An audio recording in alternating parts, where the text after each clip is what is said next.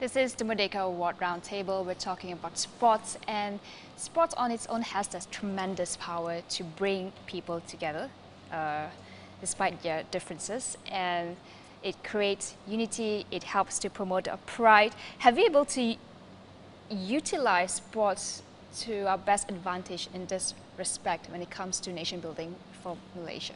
Doctor? I think sports has the ability to transcend a lot of barriers. And I think there's a lot of potential for sports to be used as a nation-building agenda. It is already outlined in the National Sports Policy that it is an instrument that the government is using to develop the country. My only concern would be, how do we evaluate the success that we had made, the progress that we had made through the achievement of the National Sports Policy? That's always been my greatest concern. Because if you look at the policy words, it is perfect.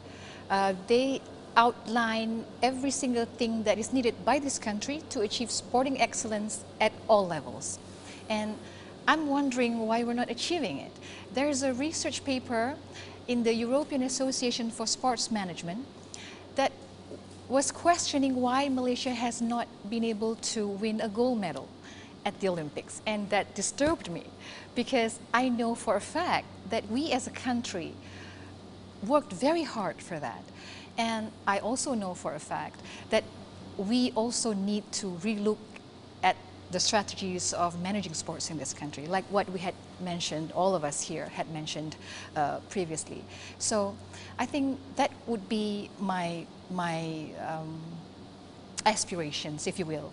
To me, it's all about a healthy society, a society which through sport can integrate itself, come together, be harmonious, and learn the right values. I mean, sport does teach young people the right values of rule of law, of respect, etc. And that is probably, to me, the fundamental thing for me and sport. In the Olympics, we saw everyone, the whole of the country, irrespective of ethnic, religion, supporting Lee Chong-wei, supporting Azizul on the track, on the cycling track. So, and we all support Nicole David, who's from another ethnic background. So it doesn't. I think it doesn't matter who the icon is, as Dr. was saying. It is the fact that they are in the end Malaysians, and I think that is the importance of sport, and SEA Games will prove it. I think, let me jump on the SEA Games. I think the SEA Games is one of the largest, one of the biggest opportunities the country will see for years and years to come to do some true nation building. I think the effect, and I'm sure you've seen studies what happens when Olympics are coming or major sporting events to a country, the World Cup, etc. It fascinates the youth. They have an opportunity to be at the stadium. They're really engaging with it on a different level, maybe as a volunteer or in other many ways. So I do believe the legacy of the SEA Games, which are coming here this year, we'll see for the next 10 years in the country. You will see the 5-year-olds, the 10-year-olds now saying, I want to be there too one day with that medal. I want to hear the national anthem being played. And that's the beauty of the SEA Games. Every country in Southeast Asia has an opportunity to win.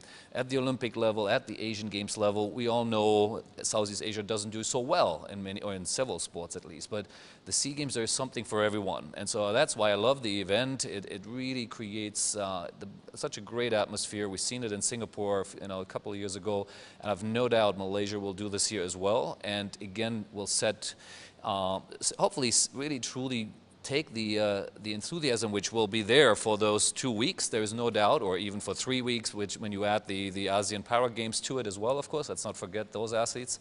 There is 3 to 4 weeks where the country will stand still. But what do we do after? That's the real trick. Dr. Harmi. I think yes, sports is a tool for unity. We always, we are Malaysians. It's one and foremost that no matter who represent the country, as long as you're Malaysian, then we will support. like Tunku said, and I remember that I was so frustrated when Datuk Ong lost in the final. But so the whole thing stopped to watch, you know, and the whole country, the whole country stopped during '92 when we won the Thomas Cup, and the whole country stopped watching football team won Suzuki Cup. Or I went back in 1989 when we won the gold medal in SEA Games in Merdeka Stadium, because I was there watching Datuk's colleague winning the gold medal, and I still get a goosebump here. And as a reporter, it is something that when I went to SEA Games or any other games, and when I heard Negaraku being played, and I'm not an athlete, I'm just a supporting role there, but I can feel the pride and the goosebump, and you know, being Malaysian. So that is important. What SEA Games is all about: unity and everyone working together to achieve one goal. Yeah. SEA Games. What are your aspirations? Well, I have a very good experience in SEA Games. I've been through 3 SEA Games, from 2011, 13 and 15, the last one in Singapore, where it's a very good outing, especially in 2011, where we won the gold medal against our rival, that is Indonesia, in front of 100,000 spectators. Yeah, and during that time, social media was not that powerful yet, I can say, and we doesn't know what is going what happened in our home backyard. But the information that we received after the game, you know, everybody is at this mama stall. Everyone, doesn't matter who you are, they are behind you, cheering you. So that's something that that I believe will unite everybody. Even when we come back from Indonesia, after the game, we arrive about 5 o'clock in the morning. I think the spectators that watch at Mama stall are there at the airport greeting us. So this kind of environment, atmosphere, I believe will help us not only being like what Tunku was saying, that moral ethic, but at the same time will educate all of us as a Malaysian that sports can unite everybody. And it's no coincidence that we are hosting the games from the 19th to the 31st of August. The closing ceremony is on the 31st of August, Hari Merdeka, and that is very significant. The other interesting thing that we will be doing in this year's SEA Games is putting the marathon as the first event, and with the marathon will be a fun run for the people. So anyone can really join in with the marathon runners. They will not get obviously right involved, but I mean they'll be there on the same course, everything, probably a shorter run, but it'll be the great start to the games, and I commend that to the youngsters. Enter that fun run, because you'll get a special shirt or whatever. All right, that sounds And that's where exciting. The sponsors will come in. All right.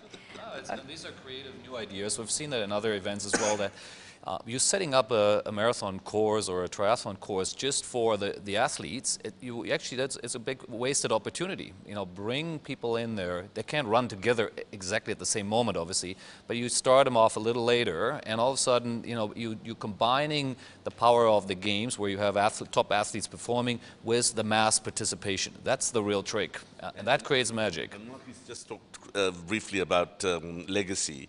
Another thing that I learned from Rio is, you know, that most of the sports that were there in Rio created that opportunity to introduce their sport to the people. So they had, although they had you know, their big event, they also had a side event where children could come and try their hand out, and they had people say, now, the first 2 days of the games, archery is going to be on the Merdeka, the square, our Padang, and I think that's a fabulous opportunity for archery, then to continue to open the thing for young kids to learn about archery, because who knows about archery? I mean, you know, today I'm not sure I would know where I would learn to do archery. You know, so this will be a great opportunity, and every sport can do that.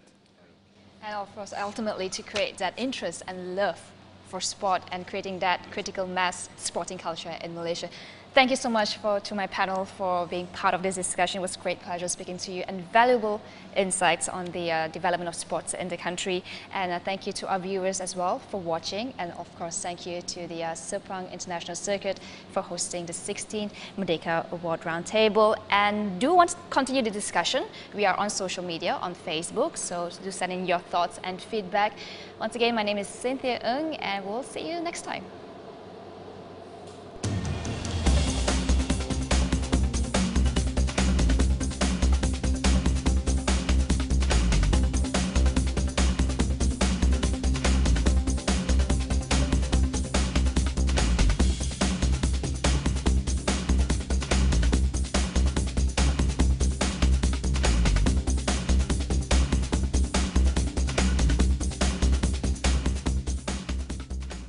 This program was brought to you by the Merdeka Award, an initiative to promote excellence by ExxonMobil, Petronas and Shell.